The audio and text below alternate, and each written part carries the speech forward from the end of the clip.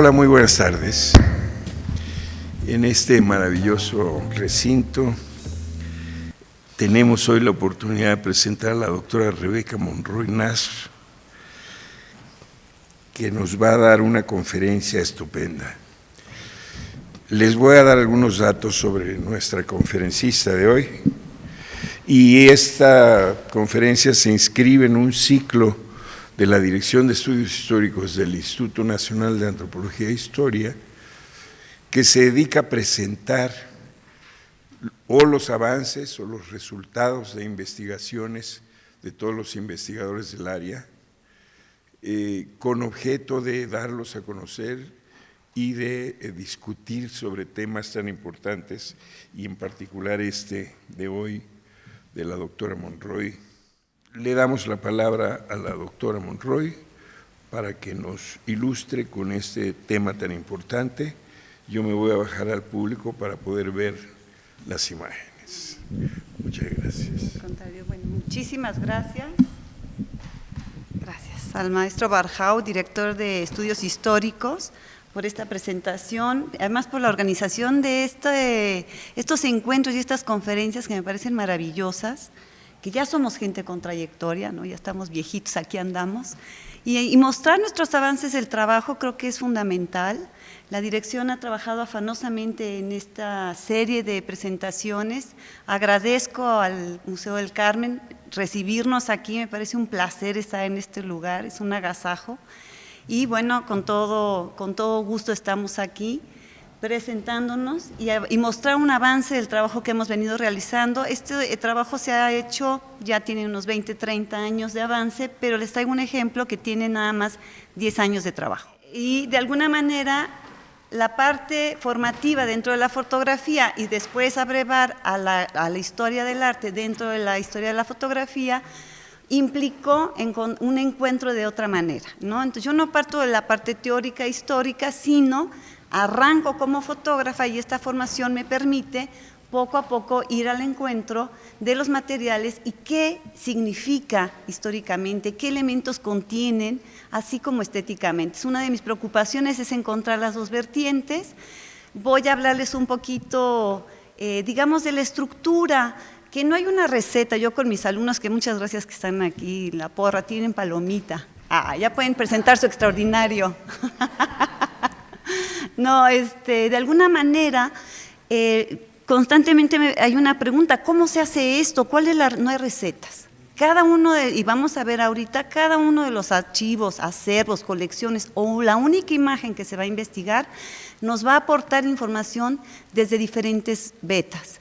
Y dependerá de la intencionalidad del investigador, dependerá de la imagen, dependerá de sus límites y alcances lo que podamos sacar u obtener de estas imágenes como información. Y una de las cosas que es muy interesante, porque cuando empezamos a trabajar con imágenes, Julia Tuñón, que trabajaba con cine, y nosotros que nos dedicamos a la fotografía, todo el mundo decía: ¡ay, qué fácil!, ¿no? Nada más hay que ver monitos. Pues sí, dices, ¿cuál es tu trabajo? Te la pasas sentada viendo monitos. Entonces, una de las cosas que ha costado mucho trabajo abrir, tanto en las instituciones, y creo que en eso la Dirección de Estudios Históricos y la ENA es vanguardia, porque ha permitido que la fotografía sea objeto documental y objeto de análisis. De alguna manera, bueno, no es tan fácil, no es nada más ver monitos, hay que entrar en el mundo de los monitos y ver cómo están hechos, en qué contexto, en qué momento y de qué manera y por quién, si se puede, para abrevar en el análisis no solo cuantitativo, sino cualitativo de la imagen. Entonces, bueno, esto de que parece que es solo pegar estampitas, no lo es, ¿no? Ahorita vamos a ver, de alguna manera, cómo vamos a tener que entrar en este mundo.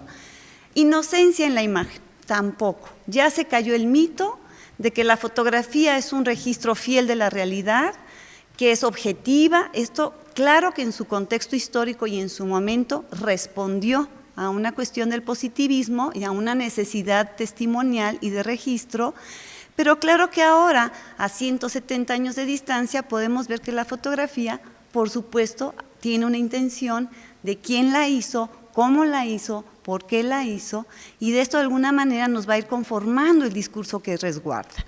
Y vamos a ver cómo aquí hay diversas visiones, están unas donde está Cárdenas con Plutarco Elías Calles cayéndose de un vagón de ferrocarril. Esta imagen es del Gordo Díaz, que dice pise con cuidado, entonces todo el sarcasmo todo el tiempo atrás de Cárdenas.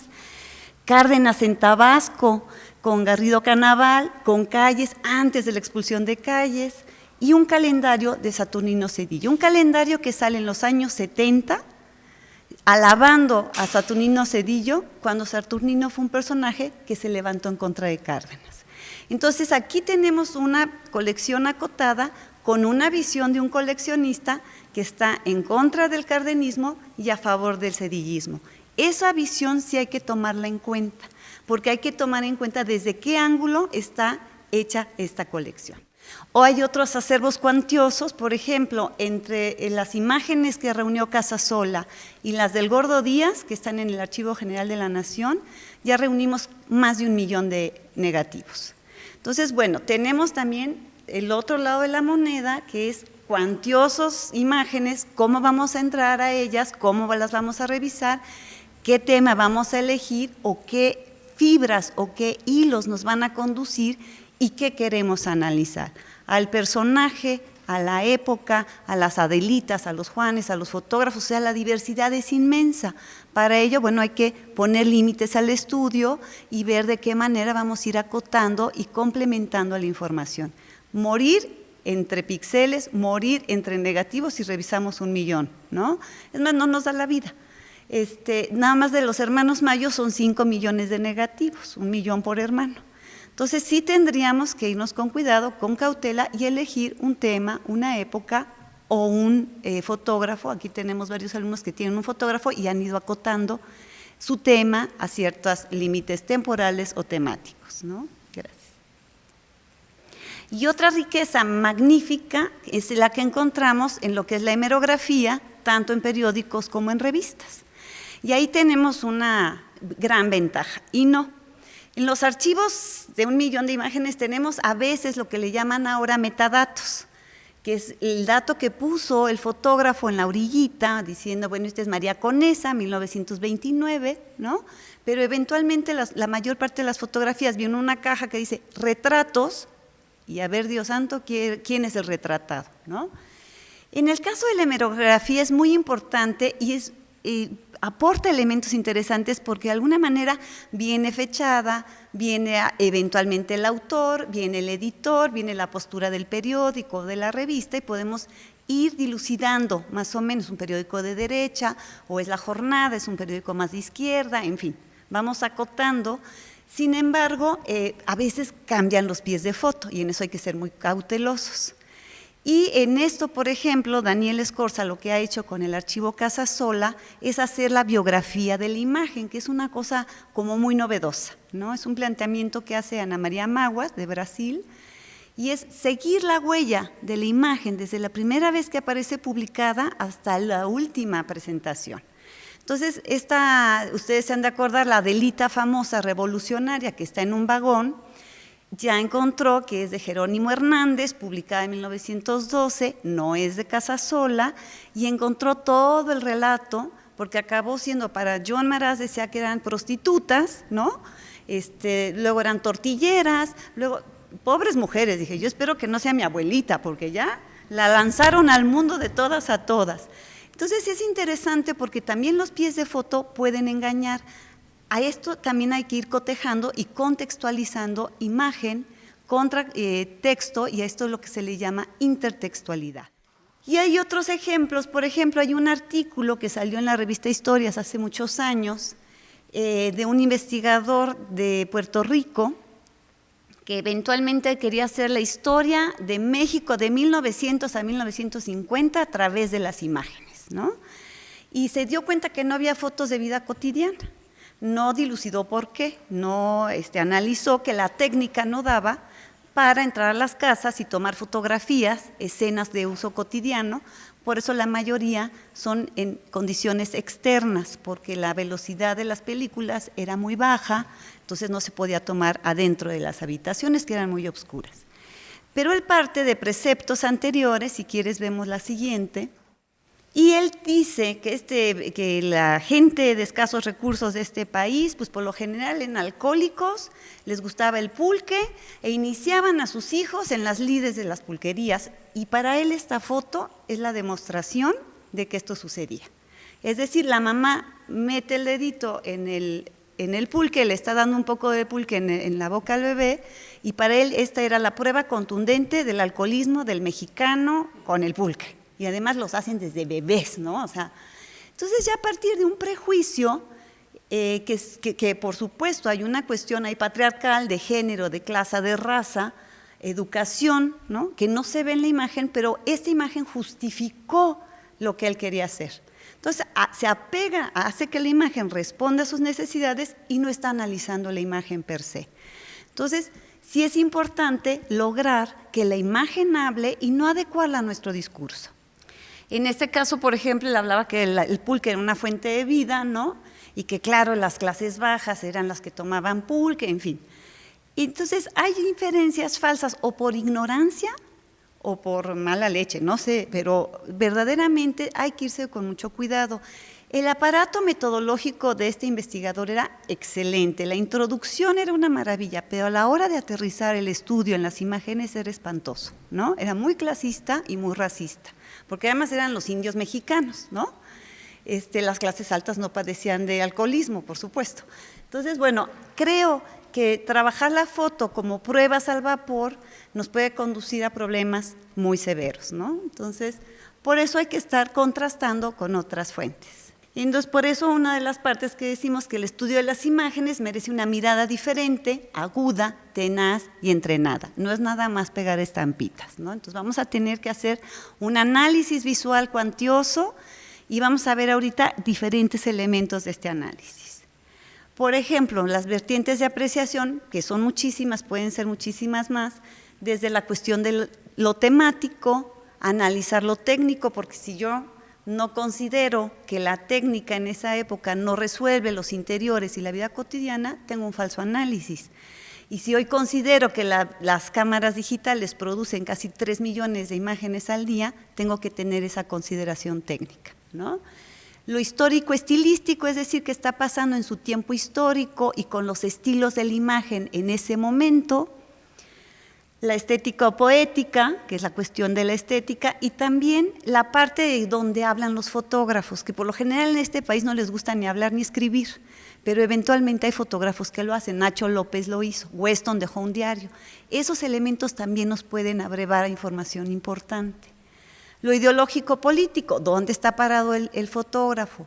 ¿Desde dónde está haciendo esta imagen? ¿Cuál es su postura ideológica o política? Y eso nos va a permitir también comprender la imagen que se está utilizando. Lo sociológico, lo psicológico, psicoanalítico, que también podemos abrevar desde esas vertientes, de la teoría de la comunicación, la teoría del arte, la crítica del arte, o también la informática o la teoría computacional. O sea, tenemos un montón de posibilidades de entrar al análisis de la imagen. Entonces, bueno, uno de los binomios indisolubles, no indosolubles, de gran importancia, que yo utilice mucho es lo técnico formal. Con esto me refiero a que a cada respuesta, a cada periodo o época genera su propia técnica, ¿no? Y con esto también un discurso formal. Si los daguerrotipos, que aquí están las cámaras, tardaban 20 minutos en hacerse en un primer momento, obviamente que los retratos son muy estáticos y heredan muchas cuestiones de la pintura. Entonces vamos a tener sujeta cabeza, sujeta brazos, van a tener que quedarse muy quietecitos los modelos. Y por eso también heredan muchos de los patrones pictorialistas del siglo XIX. El segundo binomio indisoluble es lo temático ideológico. A mí me sirven estos dos binomios para entrar al análisis de la imagen y después ir ajustando cuáles son los elementos con los que lo voy a enriquecer. Y en este caso, ¿cuál es el tema que elige el fotógrafo y desde qué postura ideológica? Porque ya acordamos que no hay inocencia en la imagen. Entonces, si no hay inocencia, ¿qué me quiere decir y desde qué ángulo lo está tomando? Si lo está tomando desde arriba para empequeñecer a los personajes o desde abajo para engrandecerlos, como lo hacía en la fotografía soviética.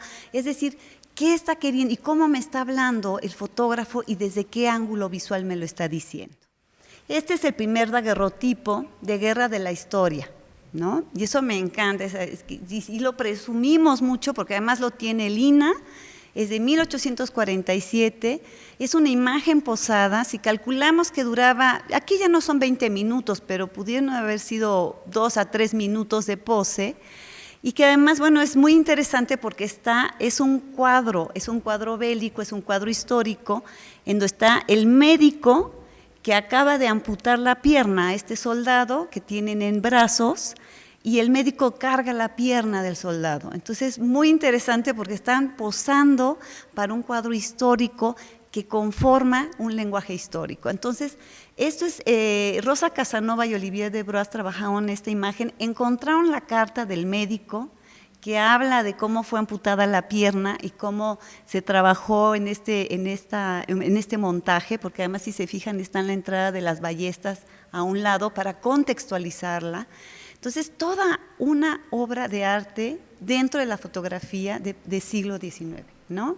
1847 en Cerro Gordo, Veracruz. Otro tipo, otra orientación, otro género, todo el retrato de tipos populares que fue una herencia de la litografía y el grabado. Eso también tenemos que tener muy en cuenta qué elementos nos está heredando tanto la gran pintura como las artes menores o llamadas menores como la litografía, el grabado, hacia la fotografía. Y en esta herencia, ¿qué elementos visuales se apropia la fotografía y cuáles va a trastocar? Y eso es muy interesante porque en un primer momento, por las cuestiones técnicas, van a reproducir de alguna manera lo mismo que se venía haciendo en el grabado y la litografía, y con el tiempo se va a ir liberando la pintura, la escultura de los cánones y le dejan la tarea a la fotografía, y eso va a ser bien interesante. Y bueno, aquí me encanta la frase de Peter Burke donde dice la antropología histórica de las imágenes, ¿no? Es hacer una antropología, es meterse en las imágenes, es analizarlas profundamente, y algo que yo les insisto constantemente a los alumnos es buscar el ojo o el tripié de la época. Es decir, trasladarse al momento en que fue creada la imagen y verla no con los ojos de ahora, siglo XXI, porque hay veces que yo muestro una foto y le digo, hombre, vean qué hallazgo, ¿no? Esta modernísima foto de 1921 y alguien alza la mano y dice, yo no le veo la modernidad, ¿no? Una contrapicada así. Claro, si lo vemos con los ojos del siglo XXI y de la cámara de celular, pues a lo mejor hasta se nos hace ñoña la foto, ¿no? Pero si la ubicamos en esa época, en las grandes cámaras y los grandes formatos, entendemos la dificultad con la que fue creada. Y de alguna manera eso ayuda muchísimo, ser empáticos con el fotógrafo, ser empáticos con la mirada que tuvo en su momento y analizarla desde ese punto de vista. Por ejemplo, ¿no? Analizar toda la gama de prostitutas que se hicieron fotografías en la época de Maximiliano, bueno, dicen los estudiosos de Maximiliano que era un poco casquivano, y entonces él hizo que las prostitutas entraran en un acuerdo de salud pública, que se registraran de primera, segunda o tercera clase, no por clase social o raza, era la primera o segunda, sino de acuerdo al impuesto que pagaban, y eso es muy interesante. Y hay un libro de salubridad donde ellas iban a los mismos estudios que iban las señoras emperifolladas, la alta clase, y se tomaban la fotografía, ¿no? Con Bayeto, en fin, eran un montón de fotógrafos de la época. Y es muy interesante porque el rasgo distintivo dentro de la cuestión de la prostitución, así como el pintor tomaba una brocha en su mano o el poeta una pluma, unos rollos o hacía un acto reflexivo en el momento en que escribía, lo que hacían las prostitutas era mostrar un poco del holán o del calzón, que eran bloomers enormes, subirse un poco la falda era el signo de su profesión, ¿no? Entonces, muy interesante porque vamos a ir develando estos signos. Si no conocemos la época, pasan por alto, pero el que es estudioso y el que los conoce puede ir identificando a estas. Porque además hay unas mujeres con unos vestidos de seda excelsos, ¿no? Una maravilla. Es un libro que Arturo Aguilar trabajó y podemos notar, sí, clases sociales, porque además hay ingresos diversos, pero todas tienen esta huella distintiva, entonces muy interesante.